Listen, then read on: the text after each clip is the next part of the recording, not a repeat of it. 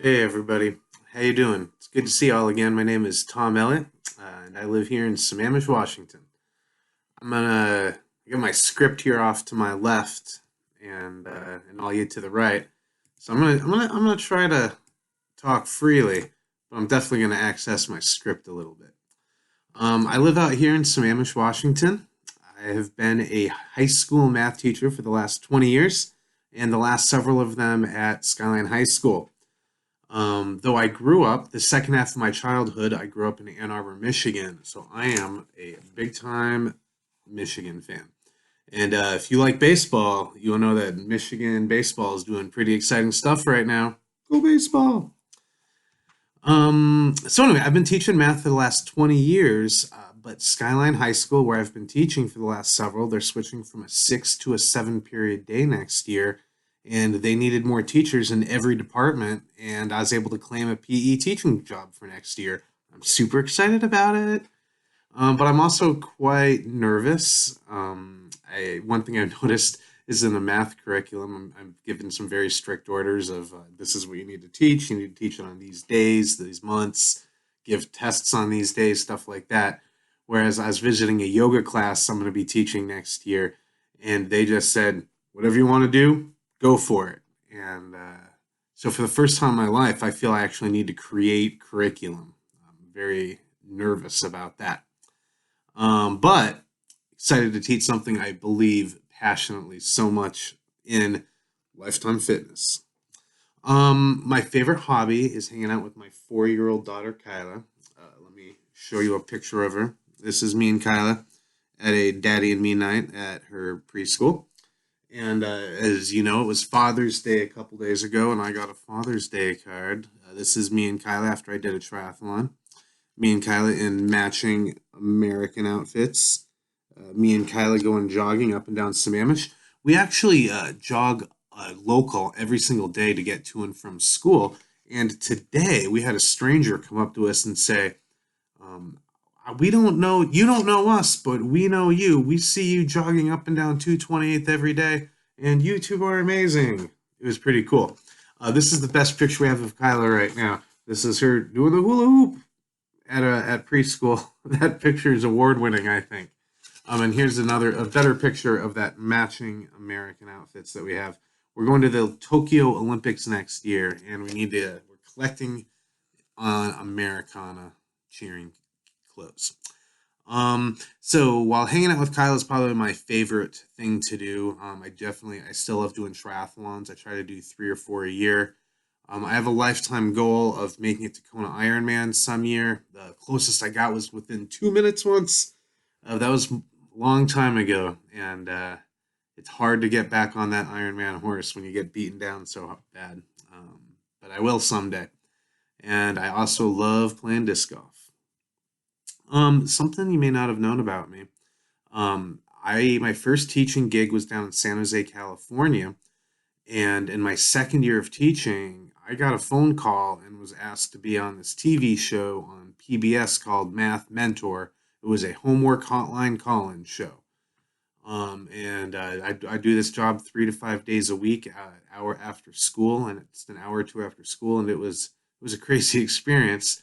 We had a TV audience that stretched a couple hundred miles, so millions of people could have been watching the show, but something tells me we just weren't getting those ratings for a math hotline show. But it was still a really cool experience. So I'm a big time TV star. All right. Oh, what am I going to do after this class is over? Well, now that I'm going to be teaching PE, I need to come up with a semester worth of yoga, a semester worth of intro to personal fitness, and then also I need to come up with 6 3-week units in general PE. So I think this summer I'm gonna be doing some homework, making sure that I've got next year lined up and ready to go, so I can teach PE like a rock star. But for vacation purposes, we're gonna take a hopefully gonna take a road trip down the west coast, visiting Crater Lake. The Space drive down through the Cascades instead of I-5, end up down in Oceanside, California, to visit my friend Peter. and finish up at Disneyland on Kyla's birthday. Mm-hmm. And that's the summer plans. Okay, let's get into some business. Let me just remind myself real quick what I needed to do here. Effective school-based health education. Or okay, no. First question was a good and a bad experience. So our high school, they have a child development class, and there's during the child unit or the baby unit, they have these little robot babies. Um, they look just like a normal doll, but they have a motor board inside of them, and the thing will start crying, and you have to change its diaper and feed it milk and hold it and try all these different things until it stops crying. And it does it at any time of the day or night, including wakes kids up. And it's a really good life lesson for them. And it's funny. Some kids really freak out doing it because the response that they understand the responsibility of what they're really trying to pull off there, and it's a really good life learning lesson. I think the first ever health education lesson I ever really remember was in sixth grade, and in sixth grade, they these classes were all kind of at the school were all kind of small. There's just one fifth grade and one sixth grade classroom, and all of the boys went in with the fifth grade teacher, who was a man, and all the girls went into the sixth grade classroom with the female teacher. And I don't know what they talked about on the female side, but the fifth grade teacher busts out his little toiletry bag and opens it up, and he's like, this is shaving cream. And this is my razor, and I use shaving cream and a razor to shave my face every day. And this is deodorant. You need to use deodorant every single day to make sure that you don't smell. And oh, and look, this is my soap on a rope. I don't know if it was soap on a rope or not, but it was soap. And you need to take a shower every day, and you need to do the soap. And this went on for maybe 5-10 minutes, and then he closed up his bag, put it away, and that was our health sex ed lesson for that year. Um, so yeah, I don't think that one was the best lesson ever, but I do remember it years later, so maybe it was. I don't know. Um, I think for an effective health education program, I don't know much about what happens down at the lower levels, but I know that in the high school levels, when you look at the standards and you compare the number of standards there are to the one or two health classes students are required to take to graduate, um, that is vastly underserved. Students need to take more health education. I'm not sure they need to have like a semester every year, or even like throughout the over an or class for entire, because that's just how high school is broken up.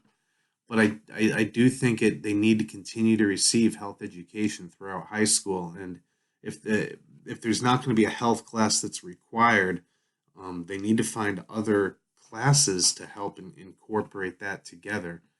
Um, if you want students to simply practice reading and writing to get, like you do in an English class, why not have them do some of that reading and writing, or social studies stuff around health education? I'm not sure what the solution is, but I think it's a completely undertaught, and it's a shame. I think it needs to continue throughout high school nonstop. Um, what's the essential topic to teach the students with the limited amount of time that we have?